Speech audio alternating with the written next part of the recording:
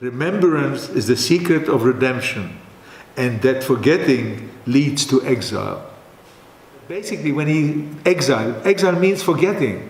And if you forget and you don't remember, then you can do what you like, because you can say, well, I think I laud you, Scott, for doing all these doing this. Remembrance is actually so important because it leads to understanding. And once you start understanding what life is all about, the good and the bad, you have choices and you can actually see. And that is why I always tell the good and the bad. For me, I think oral history is very important as it provides us with a first-hand account on history, which is an experience that's very difficult to have in a classroom. That was me 3 years ago, a grade 9 history student getting ready to follow in my sister's footsteps.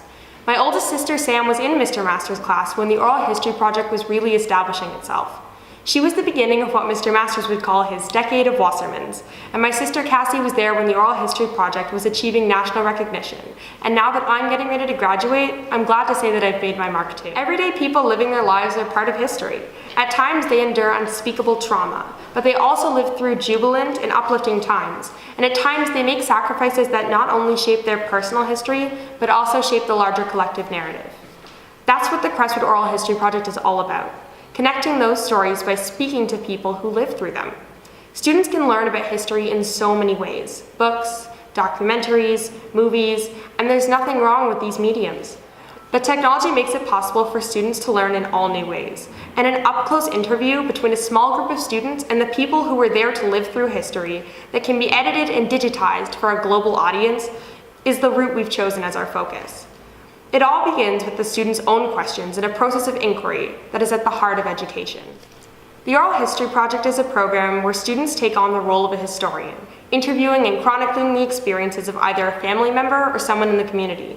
Mr. Masters encourages the students to use their skills from many areas: prose and poetry, artwork, music, information technology, and so on. Individual creativity is an important part of the process. The goal is to produce a digitally edited video interview, complete with digitalized material that will be incorporated into our school's website at www.crestwood.on.ca/OHP. Students look at the subject's old photos and learn that a picture really is worth 1,000 words. 21st century students live in a world that's dominated by technology, so having us use these skills in history demonstrates the integrative nature of education at Crestwood. The interview is just part of the process, much of which is based on online research. Researching this period of history forces students to develop their internet literacy. Studying the wartime period also lets students learn about the potential for abuse of technology, as we are inevitably exposed to the dark side of the online world, sometimes without knowing it. This project helps us to develop this discretion. So how do we do this? We visited Baycrest and Sunnybrook hospitals many times and reached out to local legions, cultural centers, and visited people in their homes. Community outreach and service has been a big part of the Oral History Project. And students of different grade levels often work together too, so there's a built-in mentorship component as well. It's a means of connecting the community and a great intergenerational conversation. Mr. Masters grew up talking to his grandparents, and he has worked their life stories into his lessons. As a truly universal experience for all involved, the war is a good reference point where students can learn one event can produce different perspectives. The Crestwood Oral History Project has evolved into something substantial from a simple idea, and there are so many unintended consequences. For many senior citizens, it has taken on a therapeutic character, allowing them to share and connect. For example, Len Rubenstein and Esther Bem spoke at Crestwood when the program first began, with the former participating right up to his 92nd birthday. Both have since passed away, and while we miss them, we're happy that their lessons can endure on the school's webpage. Both of their families have reached out from around the world to express their gratitude for the program. Transcendent moments of optimism have come our way from people who went through terrifying ordeals, demonstrating the sheer will of the human spirit. As such, the interviews can highlight spiritual questions and ethical dilemmas, and the students confront these issues head-on. In a small group setting, they are much more inclined to say what is really on their mind. And it has ended up being a great first-hand exposure to gerontology. Many students have not really dealt with people in their 90s. And in dealing with people who went through an ordeal, every theme imaginable, family, resistance, trauma, recovery, and identity, comes into play. And this lets students see the emotional connection. It contributes to the learning that goes beyond academic and intellectual, and which can be cathartic and empathetic for all involved. The interviews let people open up, and they create a dialogue that can be life-changing.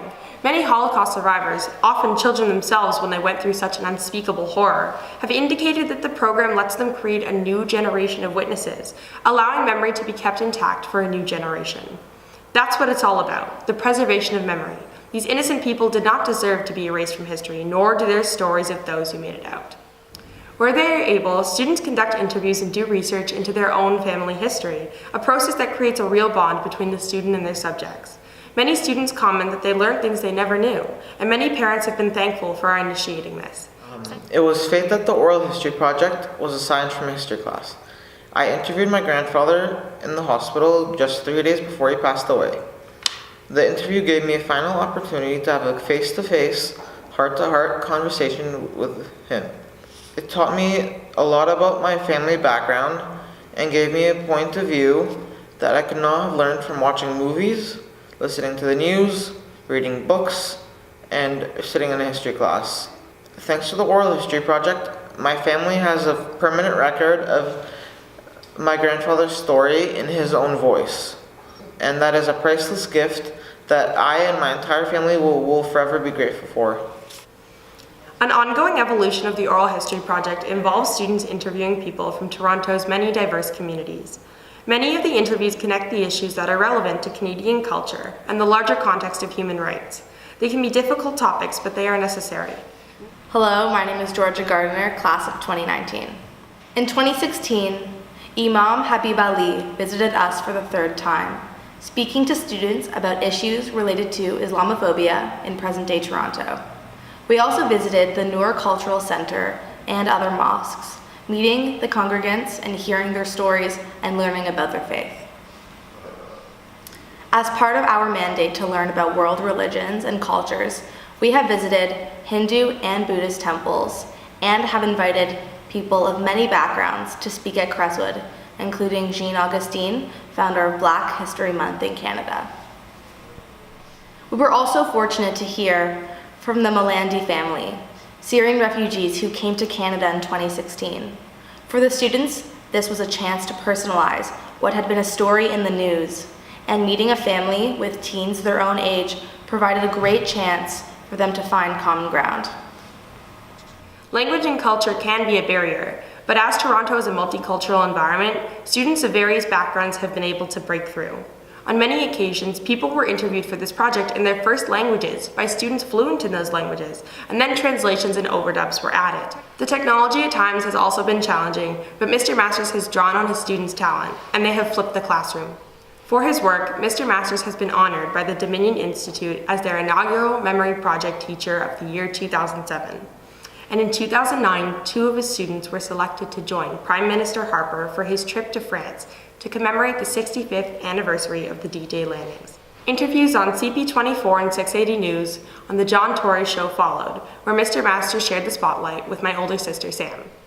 In 2010, Mr. Masters' former students nominated him for the prestigious Bailey Award, which is handed out by Queen's University to secondary school teachers who have made a positive impact in the lives of their students. The accolades have continued to roll in. In 2011, it was the Prime Minister's Award for Teaching Excellence. In 2012, it was the Governor General's History Award for Excellence in Teaching History, followed by a national article in the Globe and Mail. 2 of Mr. Masters' grade 12 history students were selected as winners of the Vimy Pilgrimage Award that year, out of a national total of 20. Mr. Masters made his very own Vimy pilgrimage and battlefield tours that same summer. Then in 2013, Mr. Masters garnered the Citizen and Immigration Canadian Award for Excellence in Holocaust Education. That honor led to his being appointed to a diplomatic delegation to visit Germany in 2014, studying Jewish life in Germany 70 years after the Holocaust. In April 2015, the Crestwood Oral History Project was again highlighted as a feature article in the Toronto Star and in the national magazine, Canada's History. So the recognition has been there. But does it work? As students graduate, they often do exit interviews, where they recall the moments that struck them and the lessons they took away. Most are very specific, so it is evident that this project is working if it works for them. It's striking how different all your stories have been. It takes a lot of courage to speak about what you have experienced, and for that, I think of all of you as heroes. These videos and your stories will last for a very long time and will be shared with numerous generations to come. What happened during that fateful period will never be forgotten. Each time I hear you all speak, it always evokes a sadness in me, which makes me wonder how people can amount to such horrors. I have been a part of the Oral History Project for 3 years now, and I can truly say that it has been one of the most beneficial things I have done while I've been at Crestwood. My first interview was with my grandfather, who before the project had never talked about his wartime experiences. His interview allowed me to learn about my own family's history and internalize the story for everyone else in my family as well. I wanted to continue participating in this project because I then understood the value of these interviews for both the interviewer and the interview subject. Through these interviews, I've heard stories of some of the darkest periods in our history, but through them, I've also heard stories of heroism, bravery, and righteousness. Most importantly, I have learned the importance of applying these themes in the present day and as we move into the future. One of the themes we have really taken to heart at Crestwood is that of reconciliation. Canada's Indigenous peoples have been treated very poorly in our country's history, and with the publication of the Truth and Reconciliations Committee's findings, important issues are being raised and steps are being taken. At Crestwood, Mr. Masters decided to make it the theme of the third Human Rights Symposium he organized. 500 students from 15 different high schools attended, and they heard 25 Indigenous speakers touch on a wide array of issues, from religion to business to the arts. It was a very successful day, and Mr. Masters and his colleagues were and are very proud of their efforts. Throughout the day, Mr. Masters coordinated a number of oral history projects. Here, Stacy LaForme, Chief of the Mississaugas of the New Credit, and our opening speaker of the day, shares his thoughts and hopes. Right. Well, first off, Canada, stop thinking that you're doing it for First Nations. See, people are more than the sum of their time from birth to where they are today. You're the sum of your history, the sum of the land until today. So we're not talking about reconciling just Indigenous people with the world around them. We're talking about reconciling every individual, because you have a history and a past that's just as colored and just as violent. So this is an opportunity for Canadian society to understand that this is their chance to heal. Because down deep inside, a lot of people carry guilt and shame and everything else. Well, let's stop feeling that way and let's face the truth and let's move forward. So while I think that, yes, First Nations need to be brought up and be equal in the lands and treat it the same and have the same opportunities and have the same right to the riches of this planet and the riches of this country, because they are the Indigenous people, that's a part of it, but that's a separate part. That's a part that needs to be corrected. But the real issue is, you're not doing it for us, you're doing it for you. We're all doing it for ourselves to go to reconciliation, right? In recent years, Mr. Masters has partnered with Alpha Education, looking to study and teach topics pertaining to East Asian history and culture. In 2017, he was awarded a grant to participate in the Peace and Reconciliation Tour, and he and other educators and professionals toured China and South Korea. And on his own, Mr. Masters visited Japan and Vietnam.